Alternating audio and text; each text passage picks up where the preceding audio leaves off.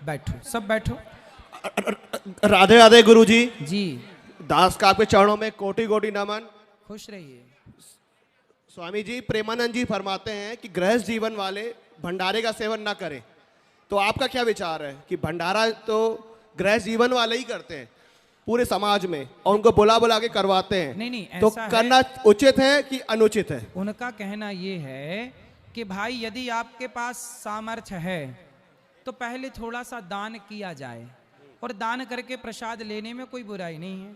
लेकिन जो असमर्थ गृहस्थ में बहुत लोग हैं जो बहुत गरीब हैं, उनको भोजन कोई दे तो बड़ा दुआ देते हैं कि भैया आपने, हमारे पास तो भोजन भी नहीं था और देखो आपने भोजन दे दिया।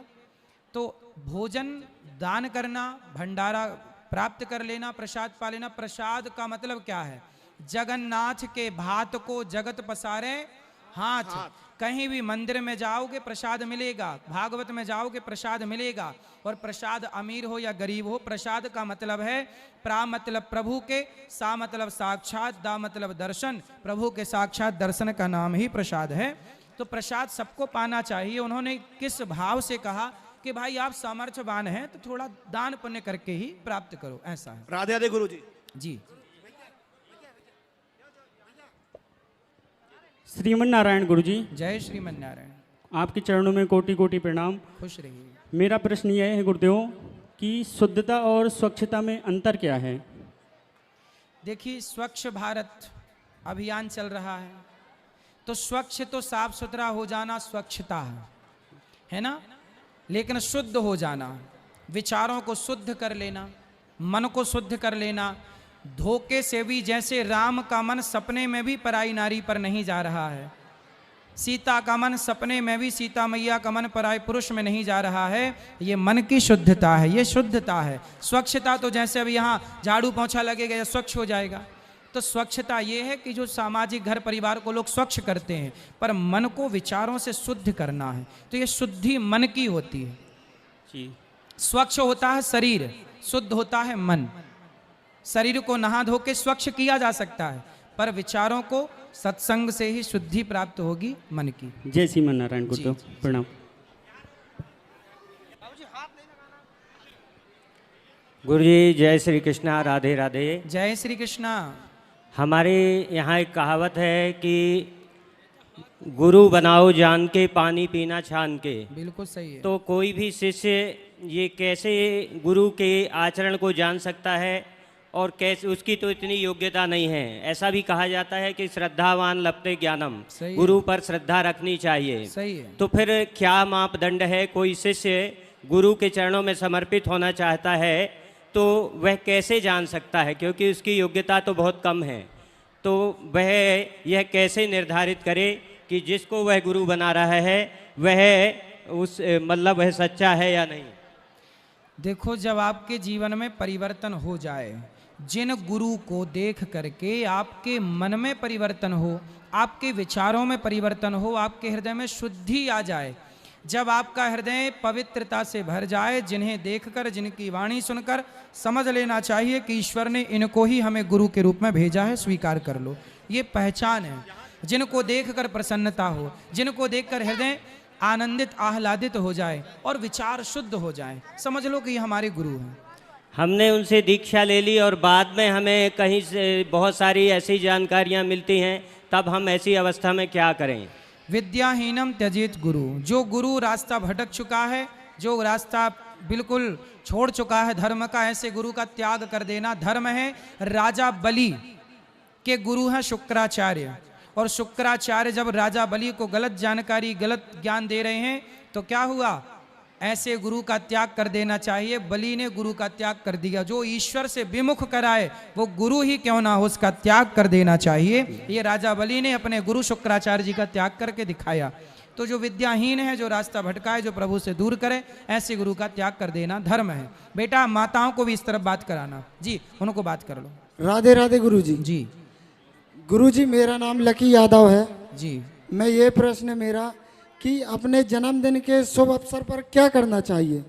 किसी गरीब को भोजन कराना चाहिए। किसी आप जैसे वृंदावन आओ तो जन्मदिन वृद्ध बूढ़ी माओं के साथ जन्मदिन मनाओ, वहाँ संत सेवा के साथ जन्मदिन मनाओ, अच्छे कार्य करो। और दोस्तों की कुछ और डिमांड रहती है गुरुजी, तो क्या करना चाहिए उनके साथ? दोस्त तो आपसे दारू मांगते होंगे। जी सर, जी गुरुजी। इन्हें 2-2 जूता दिया करो जन्मदिन में। दारू पी रहे हो साले, जूता लो चलो। और बूढ़ी माओ की सेवा करो। ये दारू लतखोर ही होते हैं शराबी, और क्या, ये लातों से मानते हैं। चलो फिर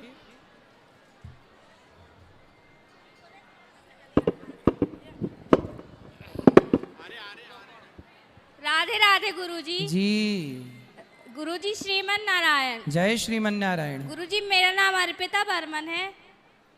गुरुजी मैं ना अपने करियर पे बहुत फोकस करती हूँ और मैं बहुत आगे बढ़ना चाहती हूँ, मगर गुरुजी मैं मतलब लोगों से ज़्यादा बहुत मेहनत करती हूँ, लेकिन मैं डीमोटिवेटेड हो जाती हूँ। मेरे को लगता है कि मेरे मतलब मैं कैसे आगे बढ़ पाऊँ। नहीं, आप बढ़ोगी आगे। आप खूब बढ़िया, सब पढ़ाई लिखाई पूरी हो गई? गुरुजी बीएससी कर रही हूँ और मेकअप आर्टिस्ट कोर्स किया है, तो इसी फील्ड में आगे बढ़ना चाहती हूँ। तो मेकअप करती हो? जी गुरुजी। तभी तो शादी का सीजन कर रहा, दुल्हन के पोताई करो बढ़िया जी बिंदास। गुरुजी कर रही हूँ। को पोतो मन लगा के, और क्या है। जी गुरुजी। तो ठीक चल रहा है काम? हाँ गुरुजी अभी तो काफी ठीक चल रहा तो है। ठीक तो चल रही हो फिर आप, जी और गुरुजी। अच्छे से पुताई करो और और आगे गुरुजी- बढ़ोगी। गुरुजी मैं कथा बहुत सुनती हूँ, जी। तो जैसे धर्म बहुत मतलब काफी हद तक जानती हूँ, तो जैसे बीच बीच में किसी दिन थोड़ी भी ऐसा लगता है कि अधर्म हो गया, तो मेरे को बहुत अंदर से टेंशन सी हो जाती है कि मैं किस रास्ते पे जा रही हूँ। क्योंकि आपके भीतर धर्म है, इसलिए टेंशन होती है। आप धर्म के रास्ते पर हैं और यही धर्म आपको बहुत आगे ले जाएगा। मन लगा के अपना काम करिए, एक दिन आप बहुत सफल होंगी। जी गुरु। खूब सारा पैसा कमाइए, समाज की खूब सेवा करिए। महाराज जी राधे राधे। जी, आपके चरणों में कोटि कोटि प्रणाम। खुश रहिए। मैं बेंगलोर से आई हूँ महाराज जी आपके दर्शन करने के लिए, तो पूरा परिवार सहित। तो बेंगलोर से यहाँ कथा सुनने आई? जी महाराज जी, वहाँ से आने के लिए टाइम ही नहीं मिल पाए, तो इधर आपके दर्शन हो जाएगा करके मैं इधर आई। अच्छा, जी, बहुत स्वागत महाराज है। जी। देखो बेंगलोर तो कितना दक्षिण में है, यहाँ आके कथा सुनने, ये बड़ी बात है भाई।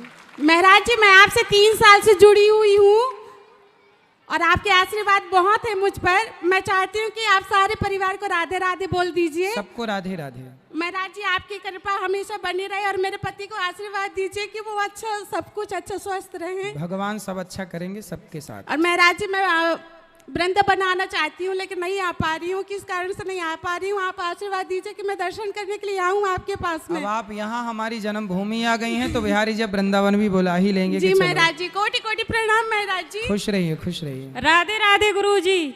जी, मैं कटनी से आई हूँ, आपके चरणों में प्रणाम करती हूँ। खुश रहिए। यहीं पे कटनी में वृंदावन आपको देखने आना था, लेकिन नहीं देख पाए, तो यहीं आ गए, आपके दर्शन कर लिए।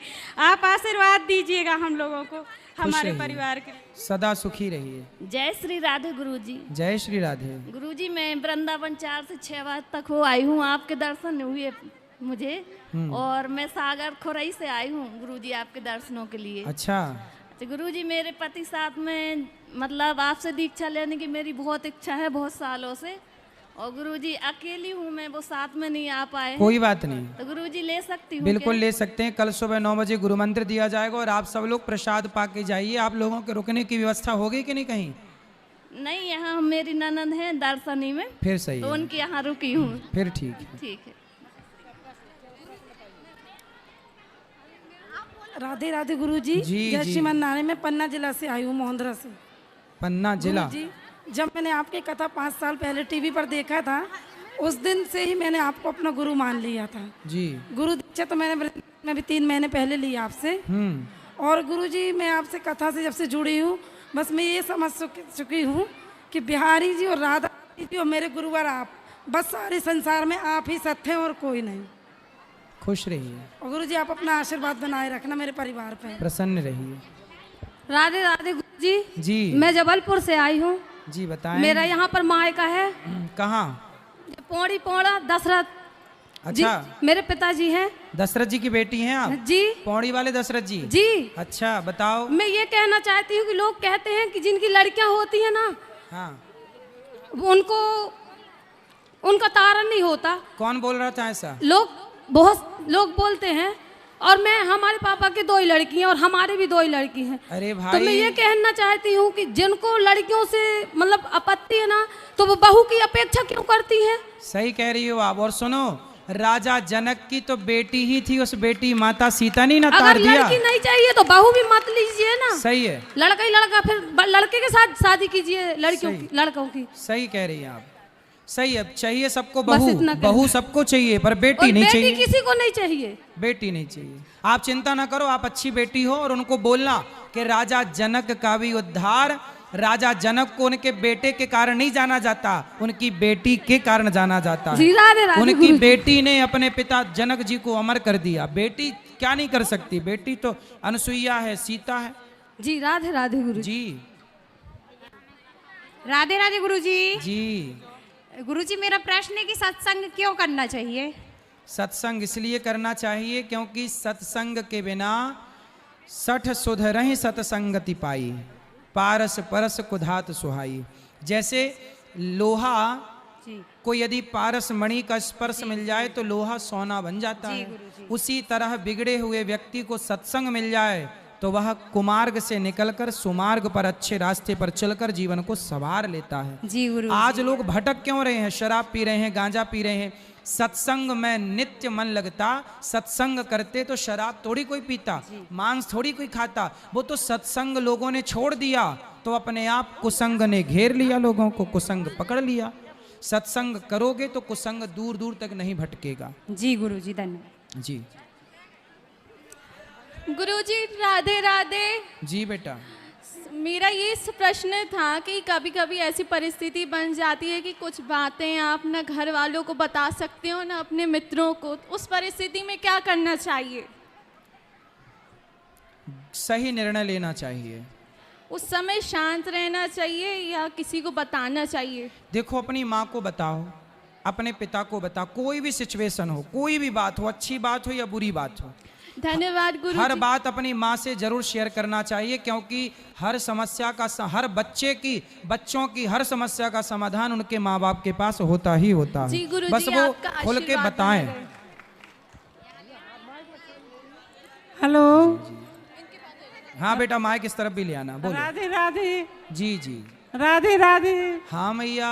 हाँ, मैं मंडला से आई हूँ। मंडला?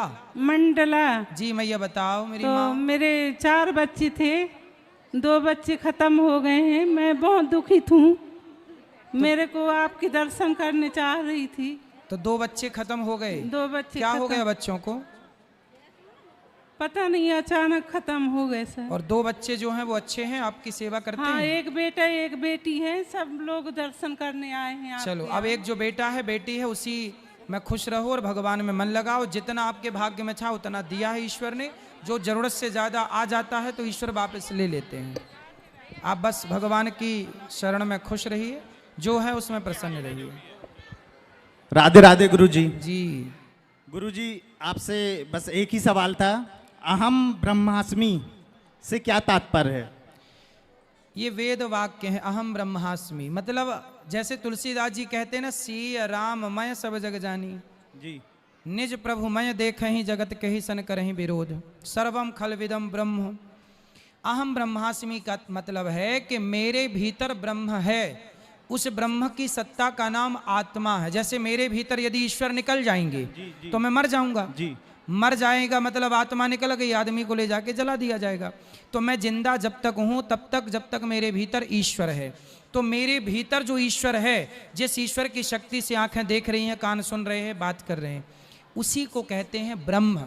तो मैं अहम ब्रह्मास्मि मतलब मेरे भीतर भी एक ईश्वर है, आपके भीतर भी एक ईश्वर है। फिर इसी को जोड़ा गया तो सर्वम खलविदम, सब में ईश्वर समाया। इसलिए प्रहलाद ने कहा कि इस खंबे में ईश्वर है। प्रहलाद ने विश्वास से कहा तो खंबे से ईश्वर प्रकट हो गए कि नहीं। जैसे पुंडरीक के लिए उनके माँ बाप की सेवा के कारण विट्ठलनाथ जी प्रकट हो गए, भगवान प्रकट हो गए। तो माँ बाप से भगवान प्रकट हो सकते हैं, पति से भगवान प्रकट हो सकते हैं, पिता से भगवान प्रकट हो सकते हैं, पत्थर से भगवान प्रकट हो सकते हैं। तो सब में अहम ब्रह्मास्मि, सब में हैं, तब तो प्रकट होंगे। तो कहने का तात्पर्य ये है गुरुजी कि हम स्वयं ब्रह्म हैं ना, ये मतलब नहीं है कि हम ही अपनिच भगवान हैं, ये मतलब नहीं है। नहीं, हमारे अंदर ईश्वर है, मेरे अंदर ईश्वर है, तो हम स्वयं की पूजा कर सकते हैं। भाई स्वयं की पूजा तो रावण करवाता था, स्वयं की पूजा तो शिशुपाल करवाता था, पौंड्रक करवाता हमारे था। अंदर अगर ईश्वर है तो जी सुनो, एक होता है समुद्र जी और एक होता है समुद्र की बूंद। चलो, जैसे गंगा, आपके घर में गंगा जल है कि नहीं? जी है। कितना है? एक बोतल होगा। हाँ, 1 लीटर करीब। एक बोतल होगा जी। अब बताओ कि जो आपके घर में गंगा जल है वो 1 बोतल है, वो गंगा जल है ना जी। लेकिन उस गंगा जल में सूअर अपना मुंह डाल दे जी, तो क्या फिर वो गंगा जल पीने लायक है? गंगा तो हमेशा मतलब पवित्र है, तो 1 बाल्टी में गंगा जल भरा है जी और उसमें सूअर मुंह डाल दे जी, तो वो पीने योग्य है? पीने योग्य नहीं है, लेकिन सर वो बस पीने योग्य नहीं है ना जी, जबकि वो तो स्वच्छ है। सुनो, स्वच्छ नहीं बेटा, वो अशुद्ध हो गया, भले गंगा जल है जी। पर सूअर ने मुंह डाल दिया मतलब वो अशुद्ध, वो भगवान को चढ़ाने के योग्य नहीं है, भले वो गंगा जल है। सुनो, बाल्टी में भरा है गंगा जल जी, उसमें सूअर मुंह डाल दे तो वो अशुद्ध हो जाता है, लेकिन गंगा जी में तो हजारों सूअर रोज नहाते हैं जी जी, पर वो गंगा शुद्ध नहीं होती क्योंकि वो गंगा धारा से जुड़ी है। और ये जो आपके घर में बोतल का पानी है ये धारा से हट गया जी, ये धारा से, ये गंगा नहीं है, ये गंगा का अंश है। आपके घर में गंगा जल है, गंगा नहीं है। गंगा तो हरिद्वार में बह रही है, आपके घर में जो है वो कौन है? गंगा जल है। वो गंगा का क्या है? बोलो। जल है। जल। तो गंगा और गंगा जल ये दोनों एक ही है कि अलग अलग हैं? अलग अलग, अलग अलग है ना। जैसे गंगा अलग है और गंगा जल आपके घर में बोतलों भरा हुआ अलग है, हैं दोनों एक ही जगह के।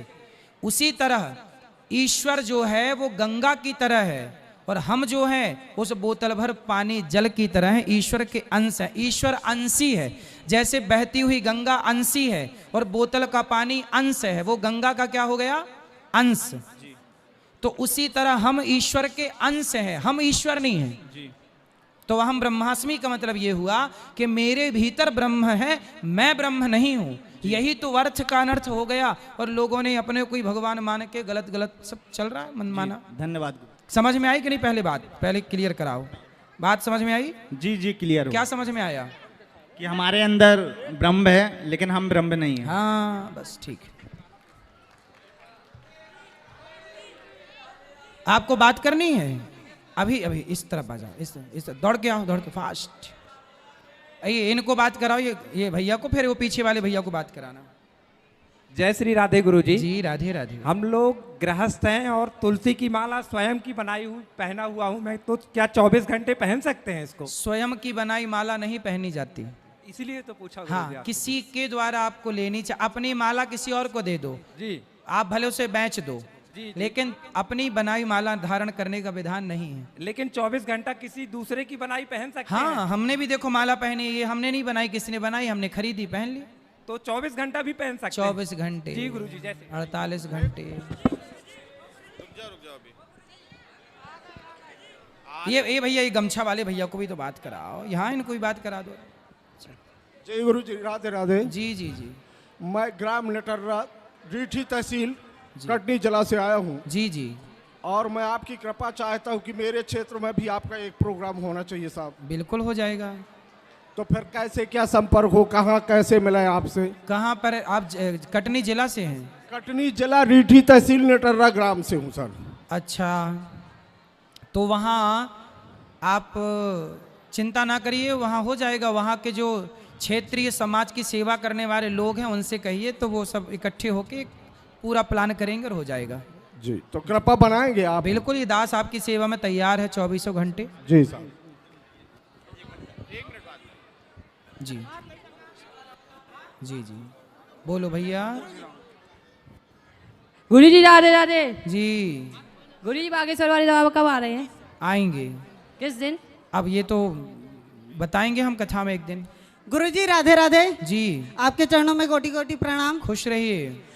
गुरुजी मैं पूछना चाह रहा था, कन्यादान करने के लिए गुरु मंत्र लेना जरूरी होता है क्या? ले लें तो अच्छा है।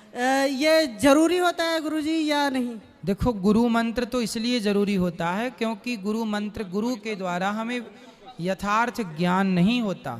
तो ज्ञान तो हमें मिल जाए। ध्रुव जी, प्रहलाद जी ने बचपन में ज्ञान पा लिया तो आपको भी पा लेने में क्या बुराई है? जी राधे राधे गुरु जी। जी जी। गुरुजी राधे राधे। हाँ जी। मैं आपसे एक प्रश्न करूंगी कि मेरा पति दारू पी के मुझे बहुत मारता है, क्या इसका उपाय आप बता सकते हैं? कहाँ पति? पति यहाँ नहीं है, गांव में है। मैं सद्धारे से आई हूँ और बर्तनों को भी फोड़ता है। तो पति को ले आना हमारे पास, हम बात करेंगे उनसे, समझाएंगे तरीके से। हैं? नहीं आएंगे। नहीं आएंगे? नहीं। तो आपको बहुत मारते हैं? जी। बच्चे हैं? जी, एक लड़का एक लड़की है। तो ये तो बड़ा गलत कर रहे हैं भाई, शराब पी के पत्नी को मारना। ले आना, हम तरीके से बात करके समझाएं, समझाया ही जा सकता है। इनके लिए उपाय तो देखो, अब ये छोड़ना चाहें तो 1000 उपाय हैं। यदि शराबी शराब को छोड़ना चाहे तो 1000 उपाय है। यदि छोड़ना ही ना चाहे तो फिर देखो, मूर्ख हृदय ना चेत, जो गुरु मिले विरंची सम। बात ही नहीं मानते हैं हमारी। आप ना एक बार बात मनवा के बस मेरे पास ले आना, मैं ठीक कर दूंगा। गुरुजी राधे राधे। जी गुरुजी, आपका बचपना यहाँ पर रेवझा में बीता जी। आप कौन कौन से स्कूल में और कौन कौन सी क्लास पढ़े हैं? मैं यहीं गांव के स्कूल में 5वीं तक पढ़ा। यहाँ हमारे गांव में एक स्कूल है सरकारी, तो 5वीं तक यहाँ पढ़ा। फिर 7वीं तक मैं पौड़ा में पढ़ा, पौड़ा स्कूल, ये पौड़ा हाई स्कूल है ना जी, यहाँ पढ़ा। फिर इसके बाद मैं मझौली में गौरा हरिश्चंद्र में पढ़ा जी। फिर उसके बाद दर्शनी में रचना मेमोरियल स्कूल है जी। बाकी 10वीं तक की पढ़ाई फिर मैंने वहाँ की जी। फिर इसके बाद गुरुजी, इसके बाद फिर मैं वृंदावन चला गया। गुरुजी, जैसे कल माननीय मुख्यमंत्री जी यहाँ पर आ रहे हैं आपकी कथा में जी, तो हमारा आपसे अनुरोध है कि उनसे आपके द्वारा मांग किया जाए कि जैसे व्यक्ति को कैंसर हो जाता है, कैंसर, हाँ, तो कहीं ठीक नहीं हो पाता है जी। तो आपकी जैसे कई लोग दारू पीते हैं और आपकी कथा सुन करके वो अच्छे हो जाते, मतलब छोड़ देते हैं जी। ऐसे हम लोगों की आशा निवेदन है आपसे कि आप उनसे मांग करें कि रेवझा ग्राम में एक अच्छी हॉस्पिटल हो, ताकि जैसे आपकी कथा से लोग सुधरते हैं यहाँ से अच्छे हो करके जाएं। हमारा यही निवेदन है, आपको उनसे कैंसर हॉस्पिटल की मांग करें। ठीक है, आपने कहा तो हम बोल देंगे। अच्छी बात कही आपने, सही है। राधे राधे गुरुजी। जी जी, कोटि कोटि प्रणाम आपको। खुश रहिए।